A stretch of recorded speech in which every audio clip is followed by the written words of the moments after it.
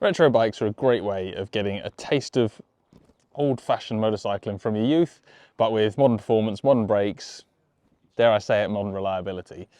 There's a ton of different options out there, but I definitely think the Kawasaki Z900RS is one of the most faithful to the original bike. More than that, I think the Z models have kind of spanned the ages, and they've always had a real iconic cult following, from the early Z900 Z1s that were the bruisers of their day, all the way through Z750s, the wild Z1s of the early 2000s with the bright paint jobs and the 4 exhausts out the back of them, through to the ZH2 today. The Z models have always been really, really special and really, really good fun bikes to ride. And I think this Z900RS, when you park it next to the original Z900s, it's such a good tribute to the original bike. What better way to celebrate that than to get a bunch of our mates with Zs from throughout the ages and have a ride out across the beautiful countryside of Wales. This is pretty cool. I've got a fleet of Kawasaki Zs rolling up the road behind me. ZRXs, Z1100s. There's a beautiful Z900 deck back there. A few of the modern Z1000s as well.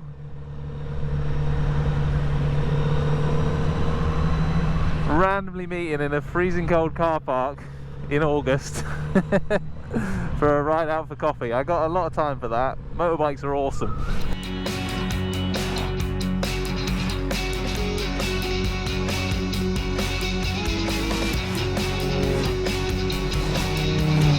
But it's mega. People who've come to ride, come to hang out, come to chat about motorbikes.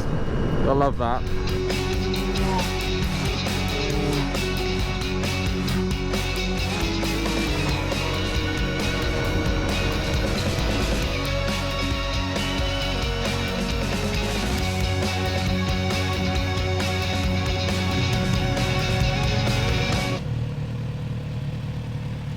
One of the reasons that's made us come to Baffle Haus was the last time we were here, we saw this absolutely beautiful example. It's the man who's owning it, trying to sell it, but failing because you've been out riding it today, haven't you? I have had a go on it today, mainly because you guys came down. Hi everyone, I'm Ollie from Baffle Haus and Low Classics. And yeah, this is a Kawasaki Z900, and it is 20,000 miles from you and 3 owners. So yeah, pretty special bike. Yeah. What was it like to ride this morning? Do you know what? It's the first time I've ridden one, and it feels a lot more modern than it is. Really? Yeah. It's obviously, it's got a bit of poke. Yeah. And yeah, no, I really enjoyed riding it, and I thought it handled all right as well. But yeah, she is for sale, so if anyone fancies living the dream and getting involved in one, give us a shout, because it's actually priced really sensibly compared to others in the market. Ever the salesman. I can't help it. Yeah. No, thanks for letting us come down and invade the cafe today. It's been awesome to see so many Zs in one place. Oh, really, you're welcome. It's always a pleasure to have you guys down here, and yeah, if anyone else has got a Z, come on down to Baffle Haus and see us. So one of the best things about doing this ride out so far has been meeting all the people with the bikes from all over the UK, all walks of life. Hero of the Day award, the classic Chris moment, goes to Steve. Steve, you've ridden down from Wigan, or driven down from Wigan. Yeah, we drove down with, and then last night in the rain and the grot, and then woke up this morning to motorbikes coming into the car park, and got the old lady off the trailer and gave her a quick wipe down, pale brown, but yeah, and I had a lovely ride over here. Very nice. Perfect. And I mean, there's a bit of a story for you with this bike, isn't there? You know, this is quite you've had it 31 years? 31 years, it's been in the family, yeah, so it now lives in the house with us. Oh, fantastic. But it still gets out quite a lot. You know, we're out once a month or so on this one. Got a few bikes in the garage, so yeah, we get out and about. And what for you, I mean, you said before you had one when you were a teenager, so what made you go for the Z1 in the first place? Well, I think in its day it was the fastest, the best, in every way, you know. Nowadays, if you're following someone on a modern sports bike, they shut off. I have to brake, you know, because there's no engine braking on this thing really, and of course the brakes don't work the way the modern ones do either. So you have to look a bit further ahead when you're on one of these. But I think the fun of riding is even more on something that you have to think about. So it wobbles around in the corners, and the tyres are obviously like bicycle tyres compared to the things on the. But yeah, I think I actually enjoy riding this on a ride like today much more than I would on my modern bikes. Yeah. You know. No, it's nice to see it being used. Thank you so much for coming down and joining us. Thank you for organising today. No, my pleasure. You might remember my dad from such films as Chris's dad rides a LC350. No, Dad, obviously, Kawasaki's have been quite a big part of your life. You are old enough to have lived through them coming out the first time round. Certainly am. Hate to remind you that. You got a 2001 ZRX 1200R. What I find amusing about that is, you know, that was when that came out in 2001, it was a retro bike. It was a throwback muscle bike. It's now 22 years old, so it's kind of becoming a classic in its own right. It's like some weird, like, it was a classic rip-off of a classic, but now it's a classic as well. Classic in its own right. Which doesn't make sense, does it? But No. You've had that for years. You've had loads of them, haven't you? I've had 4 of them now, that's the 4th one. I kept selling them for one reason or another. One reason I sold one was to buy you a race bike, I believe. Yeah, I'll give you that. Okay, okay. Guilt trip there for you. But yeah, I bought this one and I'm not intending on selling it. Yeah. I haven't used it as much as I should, but this year I've used it a bit more and I'm definitely enjoying it. So it's been a mega ride out here today. It's been awesome to see, I think, such a range of Zs. You know, you can look at the two ends. You've got the old Z ones from the 70s, and then you've got the very latest Z900RSs we've been riding today, and they kind of bookend the whole Z range. But don't forget, in the middle, the Z has gone all over the place. There's been like the Zephyr 550 retros, the ZRXs, the Z1100s. There's even been things like the sort of crazier early 2000s Zs that went wild with their styling, big pointy, bright colours, silly exhausts. And then now, even with the Z900RS retro bikes, the Z range is kind of still carried on in the crazy side with the ZH2s and the supercharged stuff. If you talk about Kawasaki Zs, there's such a huge variety. The core and the heart of those models originally was always about being the fastest, being the biggest, fastest, lairiest 4-cylinder sports bikes that you could possibly buy. That was the 70s. That was what they originated from. That spirit is carried on in the new things like the ZH2, the 200 horsepower supercharged lunatic machine. The Z900RSs aren't really about that. They're more of a homage to the original bikes. The styling feels like the original bikes, and the performance that in the 70s was groundbreaking and astounding is today kind of sedate compared to the latest 200 horsepower monsters. But that's not the point. The point of the Z900RS is to look like the old bike, feel a bit like the old bike, but give you new bike reliability, new bike suspension, new bike ABS and traction control, so you've got the look of the old thing, but with the practicality and the usability of a modern bike. So why would you buy one of the new ones over a classic? Generally that comes down to 2 things. 1, who you are, and 2, what you're using it for. If you're a tinkerer, if you're someone who fiddles with bikes, is quite happy about adjusting points, is quite happy to strip a carburettor and doesn't mind doing that on a regular occasion, then the old bike's fantastic. But if you're someone who goes to the garage, wants to turn the key on and ride off for a Sunday ride out, and doesn't expect to do anything other than lube the chain and fill it with fuel, the old bike is worth buying only if you're going to put in your living room, because you're going to have to fiddle with them, you're going to have to tinker with them.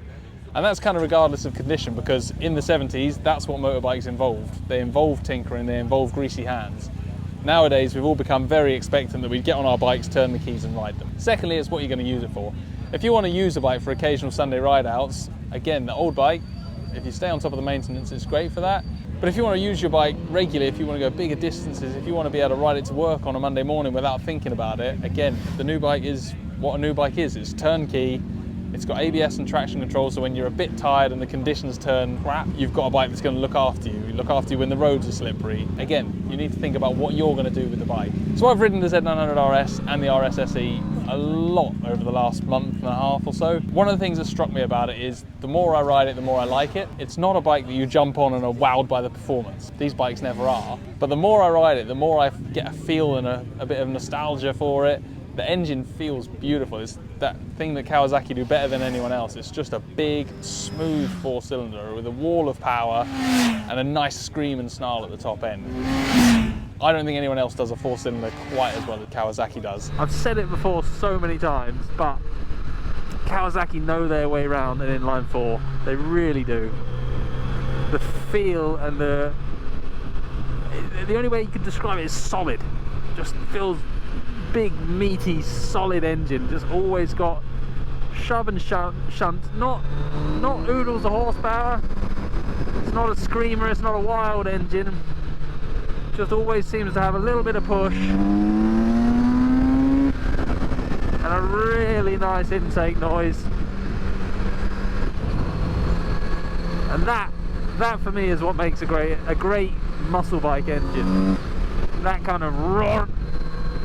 The handling is something that Between the RS and the RS SE, there's not a complete transformation in the way the bike handles. The SE has the advantage of having the nice hydraulic preload adjuster on the Öhlins shock, so you can tweak the back end up and down, but they're not night and day with the way they handle and perform. You know, the SE is slightly nicer, slightly more compliant, has a slightly better feel in the brake, but really the reason you'd buy the SE is because it has Öhlins and Brembo and it looks that bit prettier.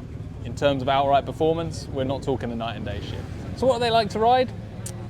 I don't know how to describe it other than there's a sort of feeling of solidity, a feeling of weight to them. They're not heavy particularly to pick up off the side stand, but they don't skit and flight around on the road. They've got a kind of big solid road presence, and you've got to work at it. They don't go fast for free. You've got to wrestle them, you've got to throw them around a bit with the bars, and when you start pushing on them, they do start moving around a bit, and they do start getting a little out of shape, exactly like a Z900 or a Z1 would have done back in the day. They are ridiculously good fun when you decide you want to turn it up a bit. You get them moving around. And I kind of like that about them. That to me is a bit more authentic than... They don't sound like that either. For me, the modern classic style of bike, I don't want brand new superbike performance. I want something that I've got to work at to go fast. And both the 650 and the 900 in the new Zs, they feel like that. If you get a good speed on them, it's because you've put the effort in, it's because you've put the work in. Personally, I'd probably sharpen things up a little bit. I'd have a little look at some sportier tyres, and again, maybe change some slightly more aggressive brake pads, a few little bits like that to bring a bit more performance out in them. But as standard, they're a great fun thing to ride. You just can't expect it to perform like a modern super sports bike. Now, I've talked a lot about the Z900s. We've also got the 650 here as well. If you're looking for that authentic classic feel, the 650 doesn't quite have that. It has a twin-cylinder engine out of, you know, Kawasaki's Ninja 650 and Z650s. It's got that kind of modern parallel twin engine feel to it. So it doesn't have that same four-cylinder authenticity that the 900s have. But what it does do is it gives you that classic styling, that retro feel to the bike on a bike that's super lightweight and super easy to ride and a little bit cheaper as well. So in terms of getting a bike that looks cool, feels cool, and is still easy to ride and has all the modern benefits of one of those 650 parallel twins, the Z650 really wins in that respect. I think if I'm honest, if you can afford the Z900 and your riding skill and capability suits it, you'd have a better time on that bike. But if you're coming through from new bikes, first bikes, or you want something a bit lighter and a bit more manageable, that's where the Z650 absolutely hits its sweet spot. We've had a really good time here. This has been the first of these Bike World ride-out events we've done. Doing it centered around the Z bike has been great, especially because there's been such a huge range of different Z models and ZRXs out here today. It's been great to meet people and talk about the bikes, meet people that are equally passionate about all Kawasaki's. We'll definitely do some more in the future. If you've got a model you'd like to see us test, if you want to see some more action on Kawasaki's, fire it into the comments below and we'll do what we can to make it happen.